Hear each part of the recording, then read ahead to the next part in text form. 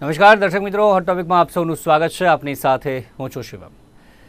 દર્શક મિત્રો, હોટ ટોપિકમાં વાત કરીશું આજે ભારત અને અમેરિકાના ખાસ સંબંધોની. અમેરિકાની એટલા માટે વાત કરવી છે કારણ કે નવા રાષ્ટ્રપતિ આવે છે. 47મા રાષ્ટ્રપતિ તરીકે ડોનાલ્ડ ટ્રમ્પે શપથ લીધા ગઈકાલે ભારતીય સમય અનુસાર રાત્રે વાત કરીએ તો 10 વાગ્યા આસપાસ જે શપથ તેમણે લીધા. અને શપથ લીધા બાદ જ જે અનેક એવા નિર્ણયો હતા જે બાઇડન સરકારના કે તેમણે રદ કરી દીધા છે અને તેમના જે નિર્ણયો છે તે હવે આગામી સમયમાં ચાલવાના છે. ખાસ કરીને પ્રજાહિત તેમનું ફોકસમાં રહેશે તે એક મુખ્ય વાત તેમણે કરી છે. તેની સાથે આપણે વાત કરીએ, તેમણે બીજી અન્ય ઘણી બધી વાતો કરી છે જેની પણ આપણે વાત કરવાને છે. ખાસ કરીને જે ગેરકાયદેસર ઇમિગ્રન્ટ છે તેમને રોકવાની વાત કરી છે.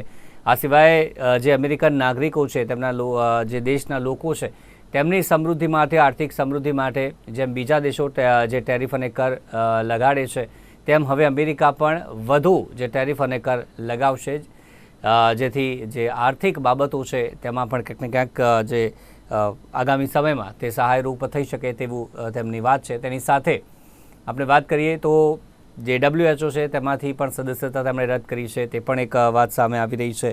આ સિવાય જે આપણે ઇમિગ્રન્ટ્સની વાત કરીએ તો તે એક મુખ્ય મુદ્દો તેમણે ઉઠાવ્યો હતો. આખા વિશ્વના 20% જે ઇમિગ્રન્ટ્સ છે કે જે અમેરિકામાં રહે છે, એટલે સૌથી વધુ જે ગેરકાયદેસર જે ઇમિગ્રન્ટ છે કે જે અમેરિકામાં રહે છે તે પણ એક વાત ચોક્કસથી છે. આ સિવાય યુએસ અને મેક્સિકો સરહદ પરથી આવતા ગેરકાયદેસર ઇમિગ્રન્ટ છે તેમને રોકવા માટે એક ખાસ દિવાલ જે બનાવવાની પણ વાત છે. જે પનામા નહેર છે તેને પણ પાછા લેવાની વાત છે. ઘણી બધી બાબતો છે કે જે ટ્રમ્પે શપથ લીધા બાદ કરી છે. તો આ તમામ બાબત પર આપણે ચર્ચા કરીશું. સાથે જ ભારત અને અમેરિકાના સંબંધોમાં શું ફેરફાર આવશે, વેપાર ક્ષેત્રે આપણે વાત કરીએ તો કેવા બદલાવ આવી શકે છે, ખાસ કરીને આ નવી સરકાર આવ્યા બાદ અમેરિકાની. ત્યારબાદ તેની જ આપણે ચર્ચા કરીશું. ચર્ચા સાથે બે મહેમાન મારી સાથે જોડાઈ ગયા છે, તેમની સાથે ચર્ચાને આગળ વધારીએ. મારી સાથે ચર્ચામાં જોડાયા છે હર્ષિલ મહેતા, મારી સાથે જોડાયા છે, કોલમિસ્ટ છે, અને તેમની સાથે પ્રિતેશભાઈ પટેલ મારી સાથે જોડાયા છે, વિઝા કન્સલ્ટન્ટ. પ્રિતેશભાઈ આપનું સ્વાગત છે. હર્ષિલભાઈ આપનું પણ સ્વાગત છે. પ્રિતેશભાઈ આપનો ફોન સીધો કરી નાખજો જેથી આપનો વિડીયો આવી શકે. તો શરૂઆત કરીએ. સૌથી પહેલાં આપણે ચર્ચાની શરૂઆત કરીએ. હર્ષિલભાઈ આપનાથી જ શરૂઆત કરીએ. નવી સરકાર અમેરિકામાં 47મા રાષ્ટ્રપતિ ડોનાલ્ડ ટ્રમ્પ બીજી વખત તેમણે શપથ લીધા અમેરિકાના રાષ્ટ્રપતિ તરીકે. જે 5 વર્ષ હતા પહેલાંના તે અને ત્યારબાદના હવે નવા 5 વર્ષ, આપ કઈ રીતે જોઈ રહ્યા છો? ડોનાલ્ડ ટ્રમ્પના 5 વર્ષ, આ 5 વર્ષ કઈ રીતે અલગ હશે એ પ્રીવિયસ 5 વર્ષ કરતા? યસ, તો ડોનાલ્ડ ટ્રમ્પ ના જે પ્રીવિયસ જે 4 વર્ષ છે એ વર્ષના સમયગાળામાં આપણે જોયું છે કે વિશ્વમાં મોટા ભાગના નવા યુદ્ધ શરૂ થયા નથી. અને ટ્રમ્પ ઇફેક્ટ આપણે અત્યારે પણ જોઈ શક્યા છીએ કે ઇઝરાયલ અને ગાઝા વચ્ચે સીઝફાયર આવી ચૂકી છે. ઇઝરાયલ અને હિઝબુલ્લા વચ્ચે પણ સીઝફાયર આવી ચૂકી છે. તો વિશ્વ માટે ક્યાંક ને ક્યાંક એવું લાગે છે કે ટ્રમ્પ ભલે ઘણો બધો અવાજ કરતા, ઘણો બધો ઘોંઘાટ કરતા, એમની ભલે છબી એ રીતની હોય, પરંતુ તેમના જે નિર્ણયો આપણે પાછળની ટર્મમાં જોઈએ કે અત્યાર સુધી એમના જોઈએ તો વાતને વણસે નહીં અને વાત બચાવી રખાય તે રીતના રહ્યા છે. તો એક બહુ અગત્યનો મુદ્દો રહેશે કે તેઓ ઘણું બધું ઘોંઘાટ કરશે, ગમે તેવા સ્ટેટમેન્ટ આવશે, પણ એમના તમે એક્શન જોશો, એક્શનમાં એ દેખાશે કે વિશ્વમાં શાંતિ પ્રસારવા માટે ડોનાલ્ડ ટ્રમ્પ ક્યાંક ને ક્યાંક જવાબદાર રહેશે. આ એક છે. બીજું એક ભારતની સાથેના સંબંધોની વાત છે. તો ભારતના વિદેશ મંત્રી એસ જયશંકર ગઈકાલે જે શપથ ગ્રહણનો સમારંભ હતો તેમાં આગળની હરોળમાં બેઠા હતા. તે જ સૂચવે છે કે આવનારા જે 4 વર્ષો છે તેમાં ભારતની સાથેનો જે સંબંધો છે એ કેટલા મહત્વપૂર્ણ રહેવાના છે. આ સંબંધોની અંદર ઘણી બધી એવી વસ્તુઓ છે જે ભારતીય લોકોને ન ગમે અથવા તો ભારતના અર્થતંત્ર માટે સારી ન હોય. જેમ કે ટેરિફનો એક પ્રશ્ન છે. અને અત્યારે જે બર્થ રાઇટ સિટીઝનશીપ હતી, તમે યુએસએમાં જે પણ બાળક જન્મેલું હોય તે બાળકને સીધી જ નાગરિકતા આપી દો. એને પણ અત્યારે ડોનાલ્ડ ટ્રમ્પે કાલના જ એક પ્રેસિડેન્શિયલ ઓર્ડરમાં એને દૂર કરી છે. સાથે સાથે મેક્સિકો બોર્ડર ઉપરથી જે ઇમરજન્સી હતી તે લદાઈ દેવામાં આવી છે. તો જે પણ લોકો ઇલીગલ રીતે મેક્સિકો બોર્ડર ક્રોસ કરે છે તેમને પણ એક પ્રશ્ન થવાનો છે. તો તો ક્યાંક ને ક્યાંક યુએસમાં વસવા જતા ભારતીયો માટે ક્યાંક માઠા સમાચાર હોઈ શકે, પરંતુ ઓવરઓલ ભારત માટે જોઈએ, એક રાષ્ટ્ર તરીકે આપણે જોઈએ તો એ સારા સમાચાર જ છે આપણા માટે. અત્યાર સુધી એમની એક ટેરિફની વાતને બાદ કરતા એવી કોઈ ખાસ મેજર વાત નથી કે જેમાં તેમનું ભારત વિરોધી વલણ છતું થતું હોય. આગળનો જે વસ્તુ છે એ તો સમય જ બતાવશે. ચોક્કસથી. પ્રિતેશભાઈ, આપ કઈ રીતે જોઈ રહ્યા છો હવે આગળ શિક્ષણને લઈને? કારણ કે તેમણે જે ગઈકાલે વાત કરી તેમાં શિક્ષણ વ્યવસ્થા અને આરોગ્ય વ્યવસ્થા બંને પર તેમણે સવાલો ઊભા કર્યા હતા. ગઈકાલે તેમણે જે વાત કરી તેમાં ખાસ કરીને શિક્ષણની વાત કરીએ. અહીંયાથી ઘણા બધા વિદ્યાર્થીઓ યુએસ જતા હોય છે, ત્યારે આપ કઈ રીતે જોઈ રહ્યા છો હવે આ નવા જે લો પણ લાવી શકે છે ખાસ કરીને ડોનાલ્ડ ટ્રમ્પ, તેના વિશે આપનું શું માનવું છે? First of all, we should welcome the Trump and the new US government. અને તમે કોઈ બી દેશની વાત કરો તો સૌથી પહેલા આવે છે કે સ્કિલ્ડ મેન પાવર. અને ઓલવેઝ યુએસને ફ્રન્ટ રનર તરીકે ઇન્ડિયાએ સપોર્ટ કરતા રહ્યા છે વર્ષોથી. એઝ એ આઈટી સેક્ટરમાં કે એનર્જી સેક્ટરમાં ઓલવેઝ સપોર્ટ કરતા રહ્યા છે.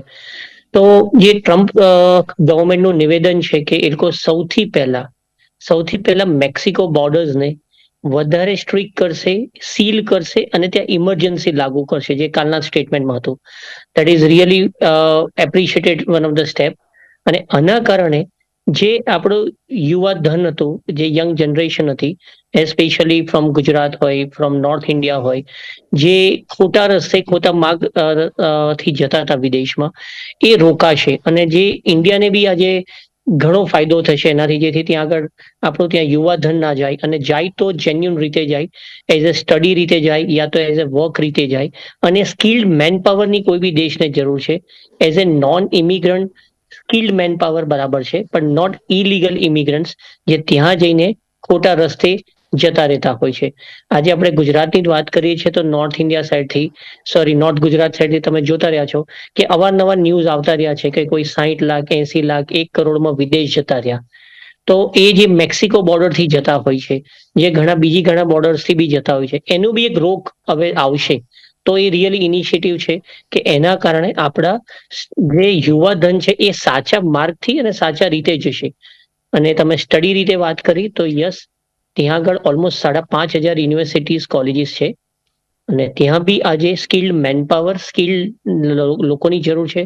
તો જે બી સ્ટુડન્ટ આજે ત્યાં યુએસમાં ભણવા જાય છે, ભણીને સારું ભણતર લઈને સ્ટેમ પ્રોગ્રામ થ્રુ કે નોન સ્ટેમ પ્રોગ્રામ થ્રુ આગળ એમને H1 થાય છે અને ત્યાં સેટલના ઓપ્શન્સ આગળ વધે છે, તો એ ઘણું સારું આગળનું ભવિષ્ય દેખાઈ રહ્યું છે વિદ્યાર્થીઓ માટે. જ્યાં આગળ આજે બીજા 2-3 દેશમાં સ્ટ્રિક્ટ થયા છે, તો US would be a good place કે જ્યાં સ્ટુડન્ટને ફ્યુચર સેફ દેખાઈ રહ્યું છે.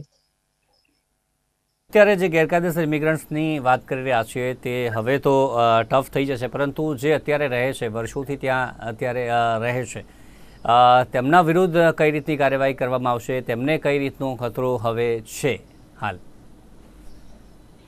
યસ, તો ટ્રમ્પના જે ઇલેક્શન પ્રચારને આપણે આખો જોઈએ તો ઇલેક્શન પ્રચારમાં તેઓ વારંવાર કહેતા આવ્યા છે કે જે લોકો અહીંના યુએસના નથી, તે લોકો અથવા ગેરકાયદેસર રીતે ઘૂસેલા છે, તે લોકોને અમે યુએસ માંથી બહાર નીકાળીશું. હાલાકી આવી વસ્તુઓ તેમણે 2016 વખતે પણ કહી હતી, પરંતુ કેટલાક પ્રેશરને લીધે એ વાઇડ સ્કેલ ઉપર થયું, એને ઇમ્પ્લિમેન્ટેશન નતું થઈ શક્યું, એને અમલ નતા કરી શક્યા. અત્યારે હવે કેટલું અમલ કરી શકે છે તે તેના જેટલા પણ પરિબળો છે, આંતરિક પરિબળો થઈ ગયા કે પછી આપણે કહી શકીએ કે તેનું પોલિટિક્સ થઈ ગયું, તેની પર પણ બહુ બધું નિર્ભર કરે છે. કારણ કે ડોનાલ્ડ ટ્રમ્પને અત્યારે પણ તમે જુઓ તો એમની જે સેનેટ છે એની અંદર પણ એમને ખાસી એવી મેજોરિટી છે અને તે કોઈ પણ નિર્ણયને પણ અત્યારે પાસ કરાવી શકે તેવી એમની પાસે ક્ષમતા આવી છે. સાથે સાથે બીજી એક મુખ્ય ચેલેન્જ એક એ છે કે એ લોકોને આઈડેન્ટિફાઈ કઈ રીતે કરવા.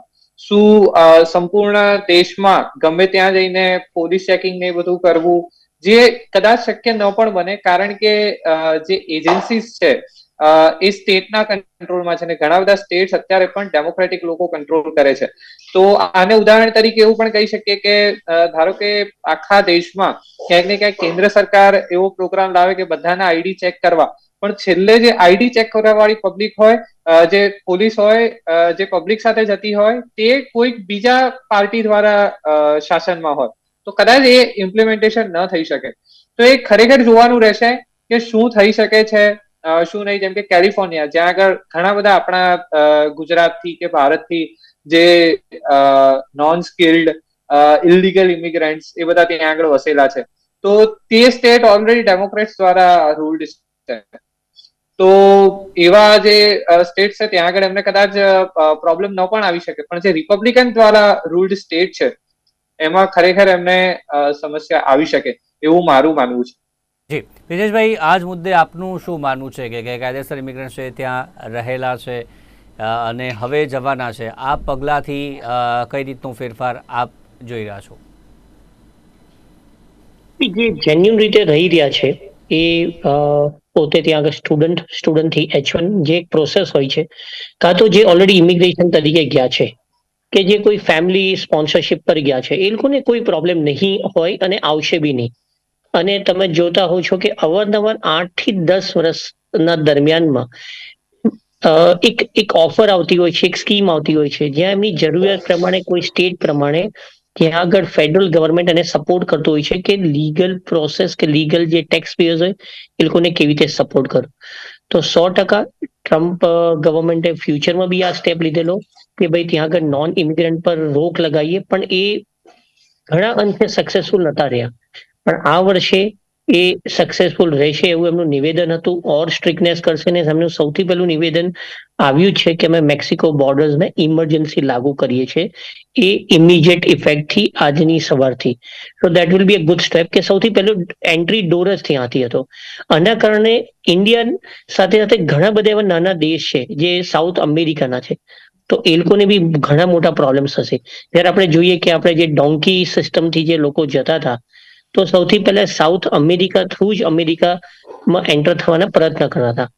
તો જો આ ઇન્ડિયાથી જે યુવાધન જઈ રહ્યું છે, આપણે યુએસ ગવર્મેન્ટે જે સ્ટેપ લેશે તો 100% અહીંથી જ એ રોકી લેવાશે. કારણ કે તમે જોતા હો છો કે મોર દેન 1 લાખ થી 1,20,000 અહીંના ઇલીગલ ઇમિગ્રન્ટ્સ ખોટા રસ્તે ખોટી રીતે ડોન્કી સિસ્ટમથી કેનેડામાં યુએસમાં પ્રવેશ કરવાનો ટ્રાય કરે છે. તો એક રોગથી એક યુએસ ગવર્મેન્ટના એક સપોર્ટથી ઇન્ડિયન ગવર્મેન્ટ બી આજે ફાયદો એનો લેશે કંઈ ના કંઈ. ને જે રીતે કીધું કે આપણા ફોરેન મિનિસ્ટર ફર્સ્ટ સીટ પર બેઠા હતા આગળ, તો બેઉ દેશના ટ્રમ્પ અને Modi is always a good friend, good as a government. So આજે બેઉ એકબીજા સાથે આગળ મળીને એક સારા સ્ટેપ્સ લેશે. એ હશે ઇમિગ્રેશન બેઝ ઉપર, એ હશે બિઝનેસ સેક્ટર બેઝ ઉપર, કે એ હશે ઇમ્પોર્ટ એક્સપોર્ટના બેઝ ઉપર. તો બીજા કન્ટ્રી કરતા ઓલવેઝ યુએસ આજે ઇન્ડિયાને સૌથી પહેલો એક સપોર્ટ કે એક ફ્રેન્ડલી હેન્ડ્સ હશે. અને આની સાથે તમે જો કે સૌથી પહેલો સ્ટેપ્સ કદાચ ઇન્ડિયન ગવર્મેન્ટ એ બી આપી શકે કે એમને આપી ડેટા આપી શકે કે જે આપણા અહીંના ઘણા બધા ફેમિલીઝ વાળાને યુએસ જવું હોય છે, કોઈ પ્રસંગ માટે, કોઈ સારા પ્રસંગ, કોઈ ખરાબ પ્રસંગ, કે કોઈ બી કારણસર જવું હોય છે, તો ઇન્ડિયામાં અત્યારે યુએસની કોઈ બી એમ્બેસીમાં એપોઇન્ટમેન્ટ સિસ્ટમ એ વર્ષથી દોઢ વર્ષનું વેઇટિંગ ચાલી રહ્યું છે. સો એઝ અમે આ એજ્યુકેશન સેક્ટરમાં છે, સ્ટુડન્ટને જેને જવું છે, આજે બી એમને ડેટ્સ નથી મળતી. ઘણા વિઝિટર્સને જવું હોય પોતાના કોઈ ફેમિલી ફંક્શન એટેન્ડ કરવા, એમને એપોઇન્ટમેન્ટની ડેટ વર્ષ પછી મળે. પ્રસંગ હોય આ વર્ષ, ડેટ મળે છે 2026માં. તો જો એના ઉપર બી આજે એક ગવર્મેન્ટ જો ધ્યાન આપે, યુએસ ગવર્મેન્ટ, તો 100% એક આવકાર્ય પગલું હશે કે એક જેન્યુન રીતે લોકો જઈ શકશે. તમે વિચારો તમારે જેન્યુન રીતે જવું હોય તો તમને ડેટ દોઢ વર્ષ પહેલા પછીની મળે છે, અને ઇલીગલ રીતે જવું હોય તો તમે વિધિન 1 મહિનાની અંદર તમે યુએસમાં હો છો.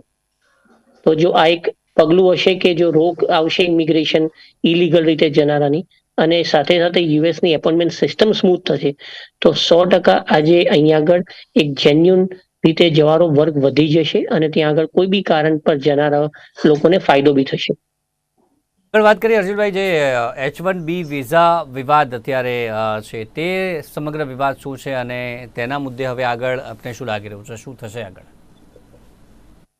જી, H1B વિઝાનો વિવાદ એ રીતે સમજાવાય કે H1B એક વિઝા છે જેનાથી તમે કામ કરવા માટે જઈ શકો છો. તો જે લીગલી જનારો વર્ગ છે જે કાયદેસર રીતે જાય છે અને એ બહુ જ વધારે સ્કિલ્ડ છે.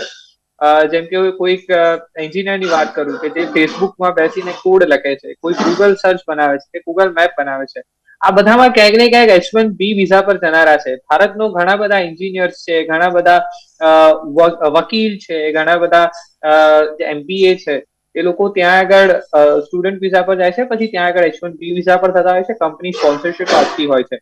આની ઉપર વિવાદ એટલે છેડાયો છે કે ડોનાલ્ડ ટ્રમ્પને જે સપોર્ટ કરનારા રિપબ્લિકન્સ છે એમાંથી એક વર્ગ એવો છે જે એકદમ વ્હાઇટ રેસિસ્ટ છે, જે એવું માને છે કે આ જેટલી પણ જોબ્સ છે એ જોબ્સમાં પણ ભારતીયો કે અમેરિકન સિવાયના કોઈ પણ લોકો આવા ન જોઈએ. પરંતુ ટ્રમ્પ છે અને ટ્રમ્પની સાથેના જે સલાહકારો છે જેમ કે ઇલન મસ્ક છે, તેમણે પણ વારંવાર H1B વિઝાની શું કહેવાય કે રિકમેન્ડેશન કરી છે, એની તરફેણમાં તેઓ બોલ્યા છે અને એમણે નિવેદન પણ આપ્યું છે કે H1B વિઝા સિવાય તો હું મારી ટેસ્લા પણ ન બનાવી શક્યો હોત. તો આ રીતની જે પરિસ્થિતિ છે, ડોનાલ્ડ ટ્રમ્પ ક્યાંક ને ક્યાંક ન્યુએન્સ સમજે છે. ડોનાલ્ડ ટ્રમ્પને ખબર છે કે H1B વિઝા કે જે લીગલી ઇમિગ્રન્ટ્સ આવે છે તે દેશ માટે સારું કામ કરે છે અને દેશને બનાવવામાં મદદરૂપ થશે. એ લોકો આવીને ત્યાં આગળ એવું નથી કે 50-60 લાખ રૂપિયા એમને ખર્ચીને આવી ગયા, કશું ભણ્યા નથી, 10 પાસ છે, 12મી ફેલ છે અને અહીંયા આગળ આવીને મજૂરીના કામમાં જતા રહ્યા કે પછી હોટલોમાં કામ કરે છે અને રેસ્ટોરન્ટમાં વાસણો ઘસે છે. આ એવા લોકો નથી. H1B વાળા વ્હાઇટ કોલર જોબ છે, સારામાં સારા રિસર્ચર છે, સારામાં સારા એન્જિનિયર છે અને તે લોકોને વધારેમાં વધારે એન્ટ્રી મળે તેવી વારંવાર માંગ ભારત પણ કરતું આવ્યું છે કે H1B ના કોટામાં તમે વધારે અમને એન્ટ્રી આપો. સાથે સાથે ભારતની એવી પણ ડિમાન્ડ છે, પર્ટિક્યુલરલી S જયશંકરની અને વિદેશ મંત્રાલયની, કે અમદાવાદમાં પણ એક કોન્સ્યુલેટ ખોલવામાં આવે. તો મને લાગે છે કે ડોનાલ્ડ ટ્રમ્પની સાથે જો કોઓપરેશન કરવામાં આવે તો H1B વિઝા ની જે સંખ્યા છે તે ક્યાંક ને ક્યાંક વધી શકે. પરંતુ આની અંદર એક અવરોધ છે, એ છે ત્યાંના વોટરવેઝ. જો ડોનાલ્ડ ટ્રમ્પનો વોટરવેઝ એવું ઈચ્છતો હશે, એના મતદાતાઓ એવું ઈચ્છતા હશે કે અમારા લોકો નથી જોઈતા, તો ઘણી વખત કેવું થાય કે મતદાતાઓ બ્લેકમેલ કરે, મતદાતાઓ વિરોધ કરે અને તેઓ કોઈ પણ રાજનેતા છે એવું ના ઈચ્છે કે પોતાના કાર્યકર્તાઓ, પોતાના મતદાતાઓનો સપોર્ટ એમની જોડેથી જતો રહે. તો તેના લીધે પણ આ એક મુખ્ય અવરોધ છે. પરંતુ H1B અત્યાર સુધી જોઈએ તો એટલો બધો ખાસ કોઈ ખતરો લાગતો નથી, કારણ કે જે ટોપ પોલિસી એડવોકેટ છે એ લોકો પણ તેના સહયોગમાં જોવા મળી રહ્યા છે. જી રીતેશભાઈ, શિક્ષણની વાત કરીએ. ડોનાલ્ડ ટ્રમ્પે તેના પર સવાલ ખાસ કરીને ઉઠાવ્યા છે. તેમની પ્રથમ ટર્મની આપણે વાત કરીએ, તેમાં તેમણે કેવા કામ કર્યા હતા, ખાસ કરીને શિક્ષણને લઈને, ત્યાંની વ્યવસ્થાને લઈને. અને હવે ત્યારબાદ બાઇડન સરકાર આવી અને ત્યારબાદ હવે ફરી એક વખત ટ્રમ્પ સરકાર. શિક્ષણ વ્યવસ્થા, કારણ કે અહીંથી આપ સતત વિદ્યાર્થીઓને મોકલો છો, ત્યાંની વ્યવસ્થાઓ પણ જોતા હોવ છો શિક્ષણની, કઈ રીતના બદલાવ આપ ઈચ્છો છો કે આ વ્યવસ્થામાં બદલાવ આ રીતનો થવો જોઈએ, જે ડોનાલ્ડ ટ્રમ્પે પણ વાત કરી? તો તમે પાસ્ટ ડેટા જો તો 2022માં ઓલમોસ્ટ 3 લાખ ઇન્ડિયન વિદ્યાર્થીઓ યુએસમાં ભણવા માટે ગયેલા અને વર્ષો વર્ષ આ વધી રહ્યા છે. લાઈક 2023નો ડેટા છે કે મોર દેન 3,26,000 લોકો ગયા છે. 2024માં એ અરાઉન્ડ 3,31,000 થી 35,000 વિદ્યાર્થીઓ ગયા છે. તો આમાંથી H1 નો જે શેર છે એ ઓલમોસ્ટ 77 to 74% ઇન્ડિયન સ્ટુડન્ટનો છે. કે H1 નો જે કોટા આપણા સાથી મિત્ર જેવી રીતે કીધું કે H1 કોટા એક લિમિટેડ છે, એમાં વધારવો જોઈએ. પણ જેટલો બી કોટા છે, આ 3,15,000 કે 3.5 લાખ વિદ્યાર્થી જે વર્ષો વર્ષ જઈ રહ્યા છે ઇન્ડિયાના, તેમાંથી 77%, 77% શેર આપણા ઇન્ડિયન સ્ટુડન્ટ લઈ રહ્યા છે. તો એઝ એ બ્રેઇન ટેલેન્ટ લોકો આજે ઇન્ડિયન્સમાં વધારે છે, એ બી યુએસ માને છે, એ બી એલન મસ્ક માને છે.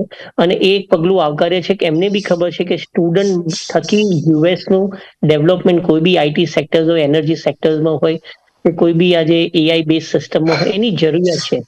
સાથે સાથે આપણે વાત કરીએ તો જે ભણતરનો ઉદ્દેશથી જે જતા હોય છે, એમને 100% એક પ્રયત્ન હોય છે કે હું સારું ભણીને ત્યાં આગળ સ્થાયી થવું અને સ્થાયી થઈને ત્યાંની ગવર્મેન્ટને અને તેમાં સહભાગી બનો. તો સારી કંપનીમાં બી જોઈન થતા હોય છે. એવા અવારનવાર આપણે જોતા હોય છે કે ઘણા વિદ્યાર્થીઓ કે ઘણી ટોપ લેવલની કંપનીઓમાં આજે સીઈઓ હોય કે ટોપ મેનેજમેન્ટમાં આપણા ઇન્ડિયન્સ જ છે. તમે કોઈ બી મેજર કંપની લઈ લો, લાઈક ફ્રોમ માઇક્રોસોફ્ટ યા ફેસબુક યા કાંઈ બી, તો આપણા ટોપ લેવલ મેનેજમેન્ટ આપણા ઇન્ડિયન્સ છે, જે એક ગર્વની વાત છે. સાથે સાથે આની સાથે એક બીજો બી ડેટા છે કે ઇન્ડિયન વિઝિટર્સ જે લોકો બહાર જતા હોય છે, જે કહ્યું કે કોઈ મેરેજના કારણ જાય છે, કોઈ ફેમિલીમાં રિયુનિયન માટે જતા હોય છે, એ બી કમસે કમ વધારો દર વર્ષે થઈ રહ્યો છે. આગળ હવે બિઝનેસ ક્ષેત્રે વાત કરીએ હર્ષિલભાઈ, કારણ કે ડોનાલ્ડ ટ્રમ્પ પોતે પણ એક બિઝનેસમેન જ છે, ત્યારે હવે વ્યાપાર ક્ષેત્રે કેવી રીતનો બદલાવ આપ જોઈ રહ્યા છો ભારત અને અમેરિકાનો તથા અમેરિકાનો અન્ય દેશો સાથે? કારણ કે અન્ય બીજી વાત કરીએ તો યુદ્ધની વાત પણ તેમણે કરી છે કે યુક્રેન યુદ્ધ પણ હું સમાપ્ત કરીશ અને જો હું હોત તો આ યુદ્ધની પરિસ્થિતિ જ ન આવી હોત. આવી ઘણી બધી વાતો તેમણે કરી છે, પરંતુ વાતો કરી છે, હવે તેનું અમલીકરણ પણ કરવાનું છે. એક તરફ ટેરિફ અને કર વધારવાની પણ વાત છે. કઈ રીતનું આપ જોઈ રહ્યા છો? તો ભારત સાથે મને લાગે છે કે થોડીક તણાવભરી પરિસ્થિતિ ટેરિફના ક્ષેત્રમાં થઈ શકે, કારણ કે ભારતે અત્યારે ટેસ્લાની ઉપર પણ પ્રતિબંધ મૂકેલો છે કે ટેસ્લા એટલે પ્રતિબંધ તો ના કહી શકાય, પણ વધારે ડ્યુટી લગાવી છે, વધારે ટેરિફ મૂક્યો છે. જો ટેસ્લા અહીંયા બનાવે તો એને કન્સેશન આપવા માટે ભારત તૈયાર છે, પણ બહારથી તમે બનાવતા હો, બહારથી એસેમ્બલ કરીને લાવતા હો અને અહીંયા આગળ પ્રોડક્ટ કરતા હો, અહીંયા લોકલ ઇકોસિસ્ટમ ના વિકસે, લોકલ એનું મેન્યુફેક્ચરિંગ ના થાય, લોકલ એમ્પ્લોયમેન્ટ ના થાય, એવી પ્રોડક્ટ્સ ભારત પણ વેચવા દેવામાં આવતું નથી. એટલે ભારત આ બધી વસ્તુઓ પર ટેરિફ વધારે રાખે છે. પણ સામે ડોનાલ્ડ ટ્રમ્પ એમ કે છે, ડોનાલ્ડ ટ્રમ્પ બૂમો પાડે છે એમ કહી શકાય, વારંવાર બહુ જ ઊંચા અવાજે આ વસ્તુ પર એ ભાર દેતા હોય છે કે ભારત જેટલો ટેરિફ લગાવે છે તેટલો ટેરિફ અમે પણ લગાવીશું. તો આ વસ્તુ ક્યાંક ને ક્યાંક ઇન્ડિયન ગવર્મેન્ટની જે સ્ટેન્ડિંગ છે, ઇન્ડિયન ગવર્મેન્ટનું એવું સ્ટેન્ડિંગ છે કે લોકલી મેન્યુફેક્ચરિંગ થાય, લોકલમાં ઇકોસિસ્ટમ જોવા મળે, લોકલ લોકોને રોજગારી મળે, તેનાથી ક્યાંક ને ક્યાંક વિરુદ્ધ જોઈ રહી છે. તો આવનારા સમયમાં ભારતના જે વિદેશ મંત્રાલયના જે ડિપ્લોમેટ્સ છે કે કોમર્સ મિનિસ્ટ્રીના જે પણ ઓફિસર્સ છે, એ કઈ રીતે ફેસલો લે છે એ જોવાની વસ્તુ રહેશે. કારણ કે એમાં ભારતે પોતાના વેલ્યુઝને પણ સિલેક્ટ કરવાની છે, પોતાની લોકલ એમ્પ્લોયમેન્ટને પણ સિલેક્ટ કરવાનું છે, તેને પણ પ્રેફરન્સ આપવાનું છે, અને એની સાથે સાથે પોતાના યુએસ સાથેના સંબંધોને પણ બગડવા નથી દેવાના. કારણ કે યુએસની અત્યારે ભારતને ક્યાંક ને ક્યાંક જે રીતના પીપલ ટુ પીપલ આપણા રિલેશન્સ છે, જે રીતના આપણા ચાઇના સાથે રિલેશન્સ બગડેલા હતા, જે હવે પાછળથી સુધર્યા છે, તો તે બધામાં એક યુએસ આપણું એક પાર્ટનર રહી શકે તેવી પરિસ્થિતિ છે. તો એક ચેલેન્જિંગ એસ્પેક્ટ છે બિઝનેસની બાબતમાં, પણ તેને હવે જોવાનું છે કે ભારત સરકાર કઈ રીતે ડીલ કરે છે. ખબર રહેશે કે ભારત સરકાર કઈ રીતે ડીલ કરે છે, અને જે વાત છે ટેરિફની ને સમગ્ર, તેમાં પણ હવે આગળ વિવાદ સર્જાય છે કે કેમ, તેનાથી સંબંધોમાં કે સર્જાય છે કે કેમ તે જોવું રહેશે. પરંતુ ક્યાંક ને ક્યાંક જે નરેન્દ્ર મોદી અને ડોનાલ્ડ ટ્રમ્પના સંબંધો પણ આપણે સૌ જાણીએ છીએ કે એવા સંબંધો છે, ત્યારે આગામી સમયમાં રસપ્રદ રહેશે કે કેવી રીતનો વેપાર ખાસ કરીને રહેવાનું છે. પ્રિતેશભાઈ, આપ અમારી સાથે જોડાયા તે બદલ આપનો ખૂબ ખૂબ આભાર. સાથે જ હર્ષિલભાઈ, આપનો પણ આભાર અમારી સાથે આ ચર્ચામાં ખાસ કરીને જોડાયા તે બદલ. Thank you very much. તો દર્શક મિત્રો, હાલ હોટ ટોપિકમાં બસ આટલું જ. ફરી મળીશું નવા મુદ્દા સાથે. રજા આપશો. નમસ્કાર.